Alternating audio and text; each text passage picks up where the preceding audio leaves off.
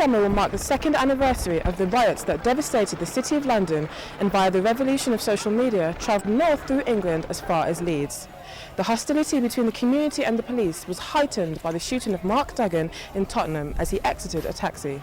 Like this, the issue of deaths in police custody was not brought to the forefront of British media. The riots can tell you exactly what the public feel about the police. The riots started initially because of a death in custody.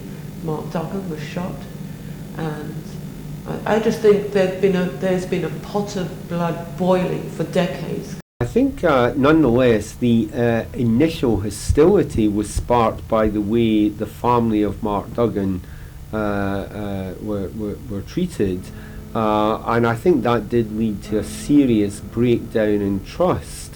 Now, were those conditions to occur again, I think it would lead to the same or perhaps even increased and I think for certain sections of the community, and obviously for young black men, it reinforces the idea that the police are not there to protect them.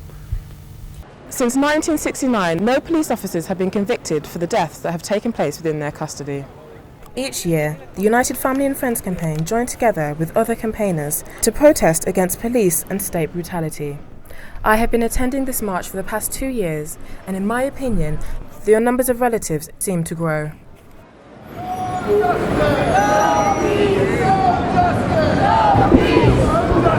While marching, we heard family and friends deeming the police, the NHS and immigration officers as murderers, as they seek answers and the truth as to why their friends and relatives died in custody.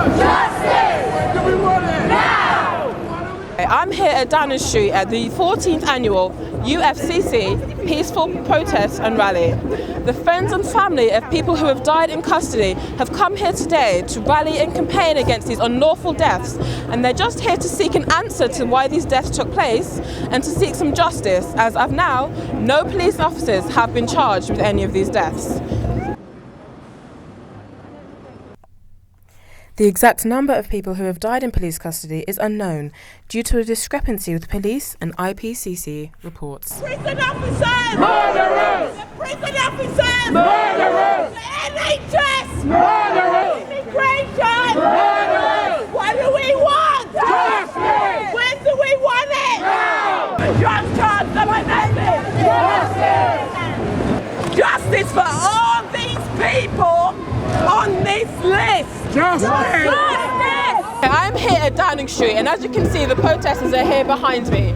They began at Trafalgar Square with the procession being led by children carrying the UFCC banner, being closely followed by the friends and relatives of the deceased, who are holding banners in tribute to their loved ones. Sean Rigg was a fit and healthy 40-year-old man who suffered from schizophrenia. He was musical and travelled the world. Following a disturbance, the police were called to transfer him to a safe place. He later died. He was very, very, very creative and passionate about music, and he really wanted to be a famous rap artist. That was his ambition. And he did some really amazing things, even with his illness. We were always marvelled by what he could achieve, but we did not expect that Sean would die at the hands of the police on his doorstep, and that we would receive such difficult obstacles and no answer. 4 officers all on the top of Sean, in the torso area, all 4 of them. It appeared that they were applying pressure from the stance of their body weight, and they were at the top area of his back and neck. Then when he was removed from the van, in a collapsed state.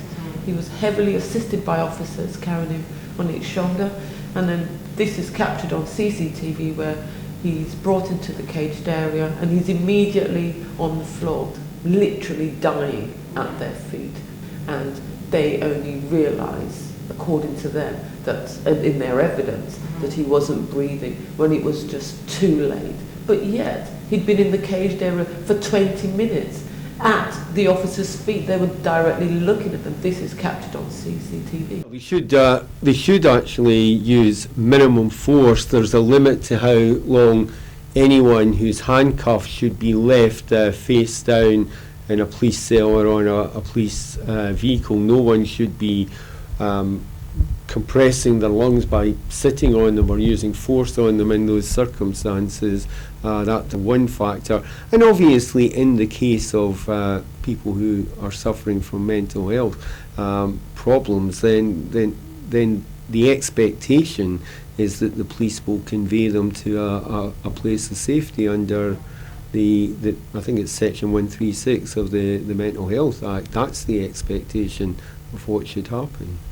And I think it was in the case of Sean Rigg, the eventual inquest into his death found that the police had acted unreasonably and used excessive force, but the Independent Police Complaints Commission actually recorded that the police had acted in accordance with procedures. So huge gulf with what's been said by the official investigating organisation and the coroner at the inquest. And then he's let go of, literally let go, because when he's standing up you can see the officers stopped. They're literally holding him up because he can't do it himself. Eventually he's placed in a recovery position, and then they call for a police doctor who arrives at 30 minutes past 8. So it took the police officers at least 20 minutes after arriving at after more than 20 minutes after arriving at the station for them to call a doctor to assist Sean, by which time it was way too late. So Sean had arrived at 7:53 and an ambulance didn't arrive until at least 40 minutes. So it's almost an hour since his restraints of those 8 minutes, and Sean was literally dying, and the police officers did absolutely nothing to help my brother. And the IPCC, found that they did no wrongdoing. It's absolutely ridiculous. Basically, we're led to believe that police officers are there to protect us. Now, we in the black community have grave doubts about that, and I think something should be done. And in my brother's case, one guy against 8, they felt the need to restrain him because they say he was violent, and he was not violent. Which is a total load of rubbish, they just lie and cover up everything. My twin died from hypomania, which is a little thing that black people do, is when they're in cells, they beat themselves to death in order to sustain 31 injuries, down to his nuts was so severely damaged that the officer kept saying, "You do know he did this to himself." I went into the morgue, I turned his body over, and from head to toe, his body was just a crisscross of truncheon marks. His kneecaps were on the side of his legs. He had truncheon marks running the length of his body. His nose, the tip of his nose was missing. The flesh from his knuckles was missing. He was naked but for one sock, and where he'd been dragged along the concrete floor, the flesh from the tip of his toes were missing. But you do know he did this to himself. He was my twin. They had him in custody for 6 days. They did not notify the prison that he was from that they had him. 6 months after I went to get my twin's body back, they sealed the coffin because they did not store his body properly. So therefore, his coffin was covered in stickers, hazard, public health hazard, due to him not being stored properly. So he was basically sludge by the time I got my twin back. So I couldn't say goodbye. We couldn't dress him. We couldn't do nothing, courtesy of the police. And to compound it even more, I find out 16 years later, they kept his brain. So how long did it take before you really got answers? I still haven't got answers. It's 19 years and I still don't know how my twin died. But I know All Day Air Hospital still has his brain. So what am I meant to do? Wait till I die? Because I bought a double plot. So I wait till I die until I bury the rest of my twin with me. They haven't given me his brain. And then they wonder why I'm upset or a little tad perturbed. Scared if you are. How would you feel if you're waiting 19 years to bury the rest of your loved one? You don't get them complete. Have a thought about that while you stand there, so proud of the uniform you're wearing, so proud of the crown you're hiding behind. Think about it. I am now diagnosed with post-traumatic stress due to the injuries of my twin, courtesy of the establishment. Does that mean I get invited to your ball? Oh well, end of interview. These cases involve individuals whose loved ones have died in state custody, and there are very few witnesses as to what has taken place, and the family are the last to know the circumstances behind the death.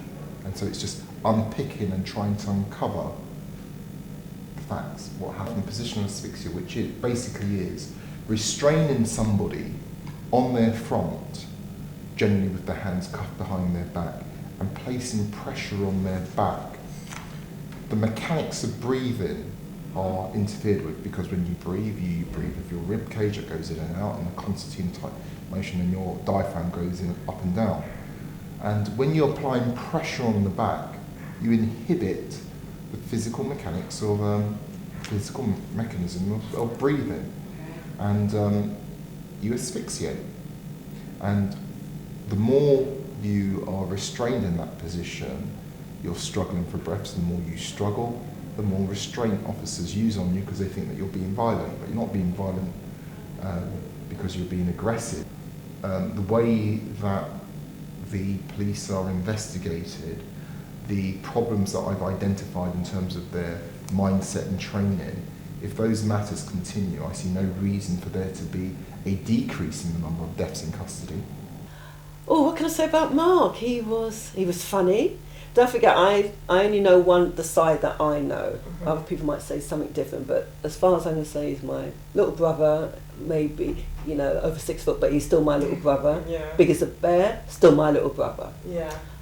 He was funny. He was very family orientated. His children meant the world to him. They came first. Mm-hmm. Yeah.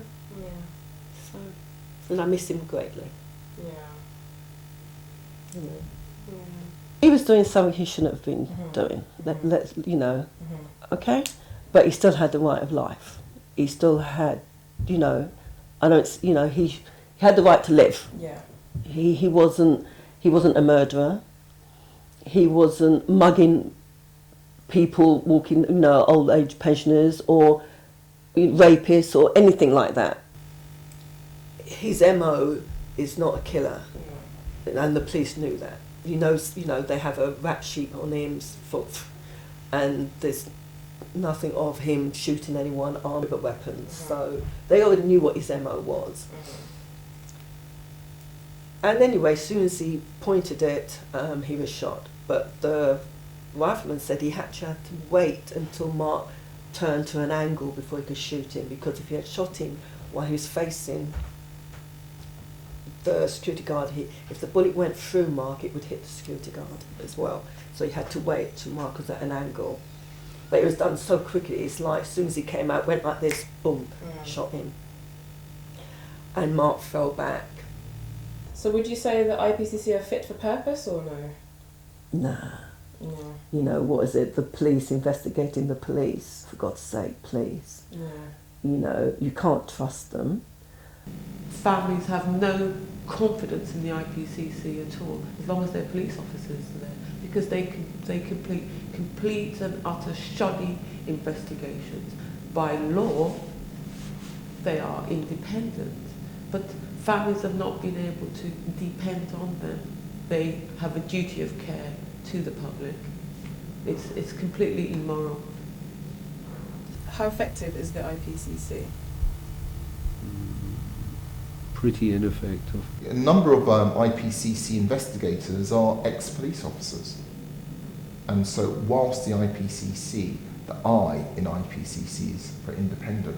How independent is a watchdog which is staffed by the very individuals it's meant to be watching?